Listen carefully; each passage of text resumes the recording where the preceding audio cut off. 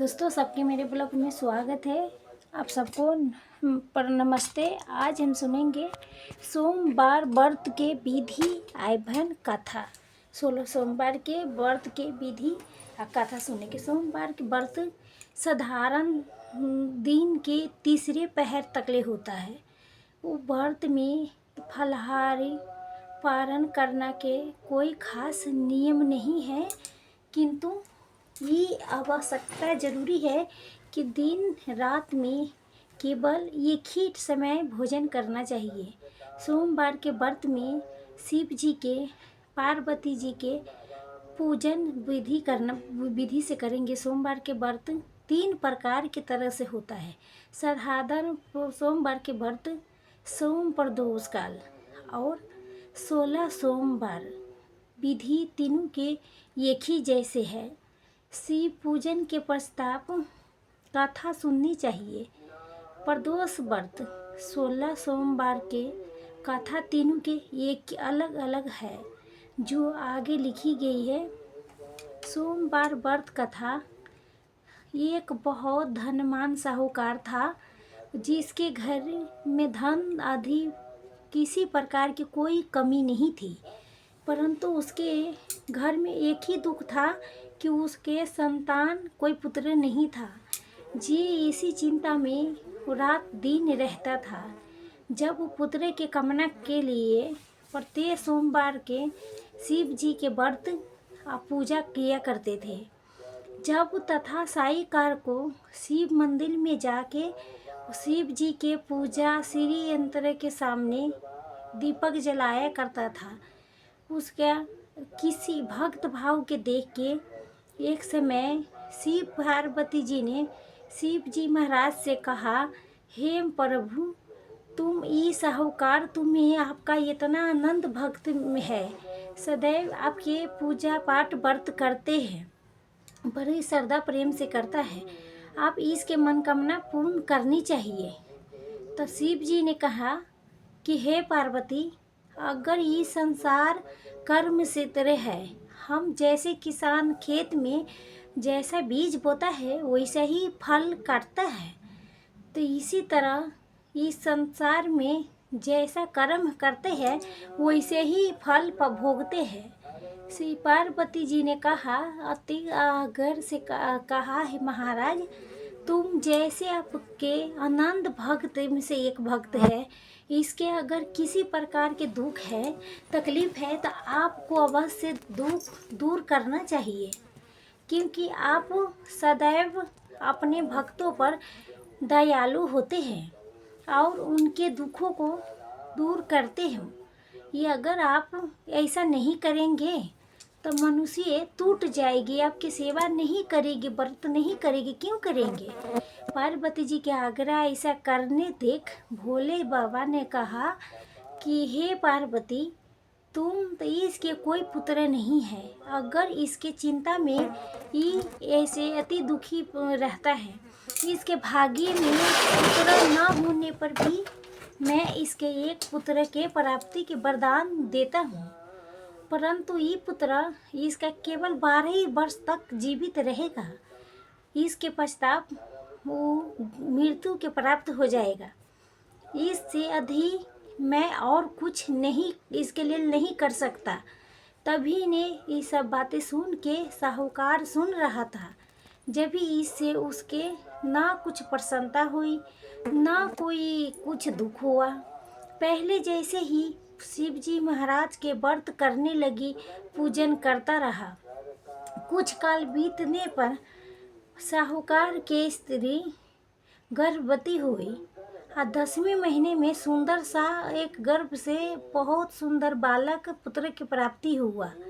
जब साहूकार के घर में बड़ी खुशी मनाए गए, तो परंतु साहूकार ने उसके केवल 12 ही वर्ष तक के आयु जान के कोई अधिक प्रसन्नता नहीं जताई, प्रकट नहीं की, लेकिन नहीं कोई किसी को ये भेद बताया।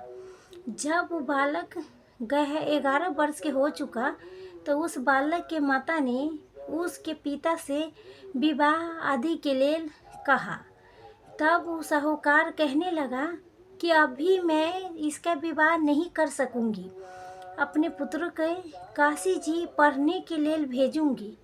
फिर साहूकार ने अपने साले के बालक के मामा के बुलवा के उसको बहुत सारा धन दे के कहा, तुम इस बालक को काशी जी पढ़ने के लिए लेके जाओ। रास्ते में जिस स्थान पर जे जाओ, अग अग करते हुए ब्राह्मण के भोजन कराते ही जाना। जब ये दोनों मामा भंजा यज्ञ करते रहे, ब्राह्मण के भोजन कराते जा रहे थे, तभी रास्ते में उनको एक शहर पड़ा। उस शहर में राजा के कन्या के विवाह था और दूसरे राजा के लड़का जो विवाह कराने के लिए बारात लेके आया था, वो एक आंख से काना था। उसके पिता को इस बात की बहुत चिंता थी कि वर के देख कन्या के माता पिता विवाह में किसी प्रकार के अड़चन पैदा न कर दे। इस कारण जब उन्हें अति सुंदर सेठ के लड़कों के देखा, तभी मन में विचार किया कि क्यों न दरवाजे के समय इस लड़कों से वर के काम चलाया जाए। ऐसा विचार करके वर के पिता ने उस लड़कों को मामा से बात की तो राजी हो गई। जब भी उस लड़कों के वर के कपड़े पहना के तथा घोड़े पर चढ़ा के दरवाजे के पास ले गया, सब कार्य प्रसन्नता से पूर्ण हो गया। जब फिर वर के पिता ने सोचा कि लड़की अगर विवाह कार्य इसी लड़के से कर दिया जाए तब क्या बुराई है। ये सब विचार करके लड़के उसके मामा से कहा कि अगर आप फेरो कन्यादान के काम करा दे काम को, तो आपके बहुत कृपा होगी। अब मैं आपके इसके बदले में आपको बहुत सारा धन देंगे। उन्होंने स्वीकार कर लिया। जब विवाह कार्य भी बहुत अच्छे तरह से संपन्न हो गया, परंतु जिस समय लड़का जाने लगा, उसने राजकुमारी के चुंदरी के पल्ले पर लिख दिया, तेरा विवाह तो मेरे साथ हुआ है, परंतु जिस राजकुमार के साथ तेरा भेजेंगे वो एक आँख से कान्हा है। मैं काशी जी पढ़ने जा रही हूँ। लड़के के जाने के पश्चात उस राजकुमारी ने जब अपने चुंदरी पर ऐसा लिखा हुआ पाया, तो उसने राजकुमार के साथ जाने से मना कर दिया। कहा कि ये मेरा पति नहीं है, मेरा विवाह तो इसके साथ नहीं हुआ है, वो तो काशी जी पढ़ने गया है। राजकुमारी के माता पिता ने अपने कन्या के विदा नहीं किया। बारात आपस चली गई। जब उधर सेठ के लड़का और उसका मामा काशी पहुंच गए, जब वहां जाके उन्होंने करना पूजा पाठ करना, लड़के ने पढ़ना शुरू कर दिया। जब लड़के की आयु 12 साल के हो गई, तो उस दिन उसके अग रचा रखा था कि लड़के ने अपने मामा से कहा, मामा जी मुझे आज तबीयत ठीक नहीं लग रही है। मामा ने कहा, जब अंदर जाके सो जाओ। लड़का अंदर जाके सो गया। जब थोड़े ही देर में उसके प्राण निकल गए। जब उसके मामा ने देखा कि वह बालक जीवित मुर्दा पड़ा है, जीवित नहीं है, तब बहुत दुख हुआ। उसने सोचा कि अगर मैं अभी रोना पीटना मचा दूंगी तो यह के कार्य अधूरा रह जाएगा। तथा उसने जल्दी से अग के कार्य संपन्न करा के ब्राह्मण के जाने के बाद रोना पीटना आरंभ कर दिया। जब संयोग बरस उसी समय शिव पार्वती जी उधर से जा रहे थे, तभी उन्होंने जोर जोर से रोने की आवाज़ सुनी। तभी ने माँ पार्वती कहने लगी, महाराज जय कोई दुखिया रो रहा है, इसके कष्ट के दूर कर कीजिए।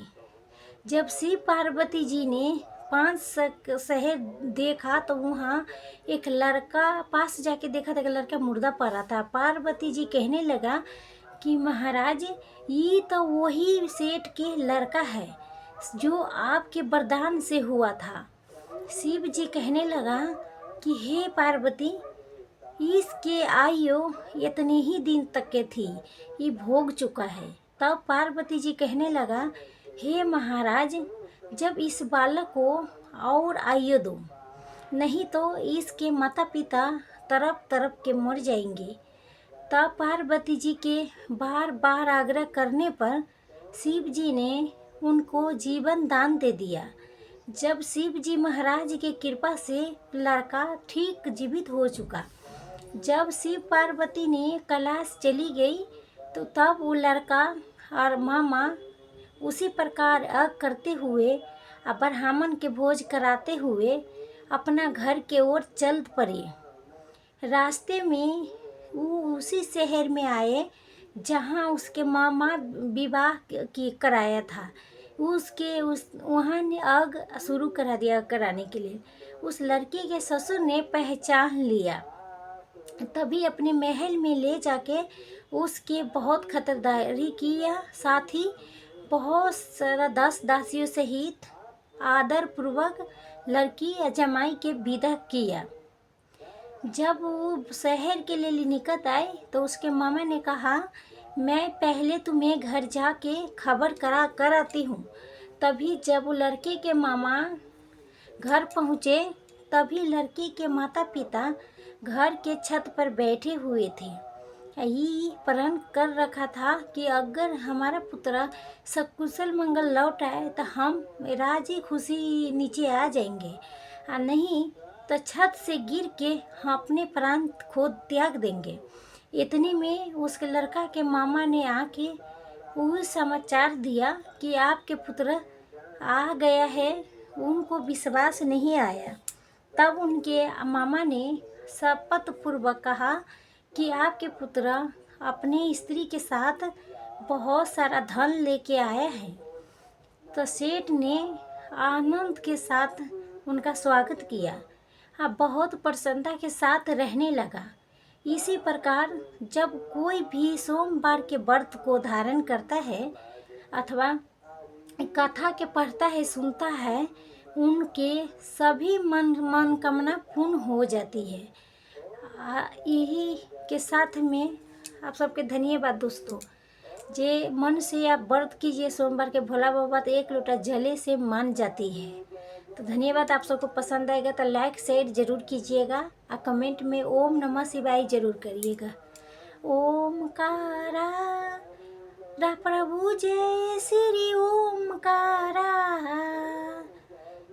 ब्रह्मा विष्णु सदा शिवु, ब्रह्मा विष्णु सदा शिवु, अर्धांगी धारा। ओम जय श्री ओमकारा, जय ओमकारा, प्रभु हरि ओमकारा। ब्रह्मा विष्णु सदा शिवु, ब्रह्मा विष्णु सदा शिवु, हरे काम का धारा। ओम जय शिव ओमकारा। नंद चतुराई तन पंचम रागे, स्वामी पंचानन रागे। शासन करुणा सिंह, हम शासन करुणा सिंह, श्रीरामान साधे। ओम जय शिव ओमकारे। राधे राधे।